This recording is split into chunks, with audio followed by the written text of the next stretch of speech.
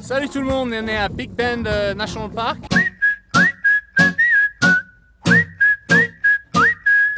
Ou en français le parc national du Grand Virage, qui tient son nom à cause du virage que le Rio Grande, la rivière qui est juste au sud d'ici, elle fait un grand virage, donc du coup ils ont appelé le parc le Grand Virage. Big Bend a été fait parc national en 1944, mais bien avant ça il y avait déjà des efforts de conservation dans la région. Big Bend est situé au sud-ouest du Texas, dans le Big Bend Country, l'une des 7 régions qui divisent le Texas. Big Bend est l'un des plus grands parcs nationaux des États-Unis, plus de 800 000 hectares. Il est extrêmement isolé et à plusieurs heures de route de n'importe quelle ville. Les paysages de Big Bend sont très typiques du désert américain, de grands plateaux appelés mesa. On vient juste d'un chemin qu'on a fait, une petite rando qu'on a fait aux Pinnacles, de Chimney. Vous pouvez les voir juste derrière moi là.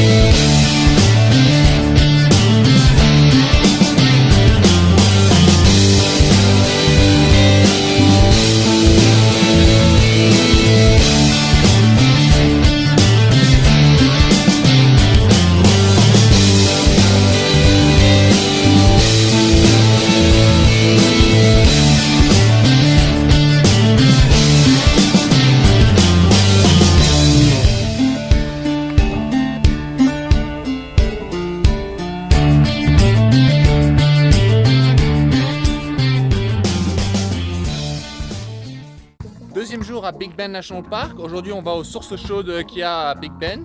On s'est réveillé tôt le matin pour qu'on puisse être les premiers à arriver là-bas. Donc ce matin je me suis réveillé, je suis allé faire un petit pipi et là qu'est-ce que je vois? Un javelinas, les cochons sauvages qu'il y a ici à Big Bend National Park. Alors pendant qu'on se baignait dans les sources d'eau chaude, on a vu des chevaux sauvages, c'était incroyable. Ils ont traversé la rivière, c'est des illégaux. Ils ont traversé la frontière sans passer par des postes de frontière. Alors une autre chose qu'il y a de super à Big Bend National Park, c'est qu'il y a des roadrunners, ils appellent ça, c'est des petits oiseaux qui en français ça se traduit par coureurs de route. Et c'est des petits oiseaux qui courent plus qu'ils ne volent. Et en fait le caractère de Bip Bip dans Bip Bip et le coyote, il est basé sur l'un de ces oiseaux. Et comme il y a des coyotes ici aussi et qu'on est dans le désert et tout, ça donne vachement une ambiance Bip Bip et le coyote quoi.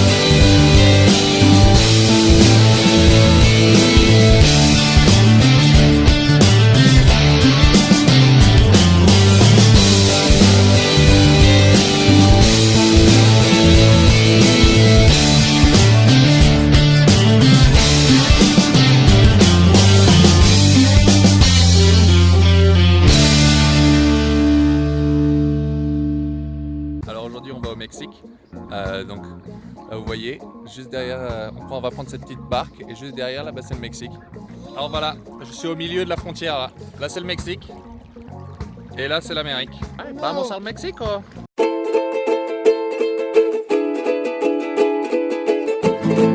Preview.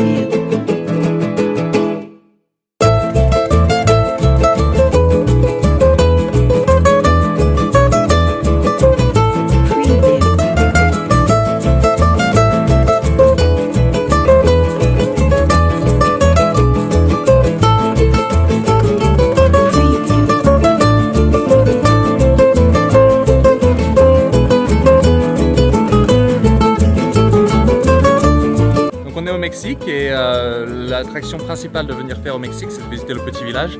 Et juste un peu plus loin, à quelques kilomètres, il y a cette grotte. C'est une grotte de cristal.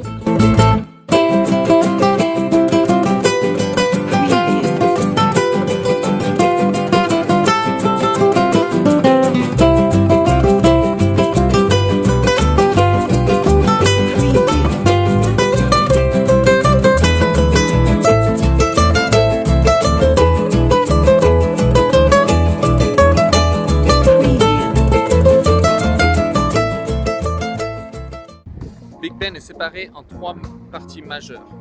À l'ouest, on a Cottonwood Village avec le Santa Elena Canyon et le Chimney Trail. À l'ouest, on a le Rio Grande Village avec le Boquillas Canyon et les Hot Springs, les sources d'eau chaude et le point de frontière pour aller au Mexique. Et au milieu, on a le Chichos Basin.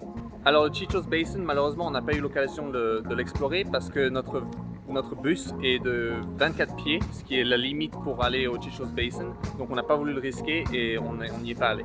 Mais ce n'est que partie remise parce que je veux absolument voir le Chichos Basin. C'est là où il y a absolument tous les meilleures randonnées et c'est vraiment à faire.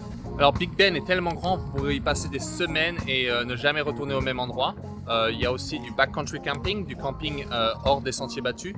Donc vous pouvez aller avoir un permis et aller visiter les endroits un peu reculés du parc.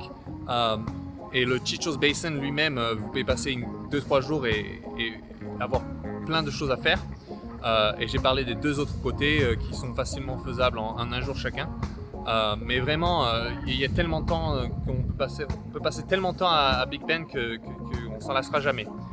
Mais 3 jours devrait être suffisant pour faire une bonne visite et voir assez de choses sans avoir l'impression d'avoir manqué. N'hésitez pas à vous abonner, lâchez-moi des pouces bleus et si vous avez quoi que ce soit à me dire, dites-le moi dans les commentaires.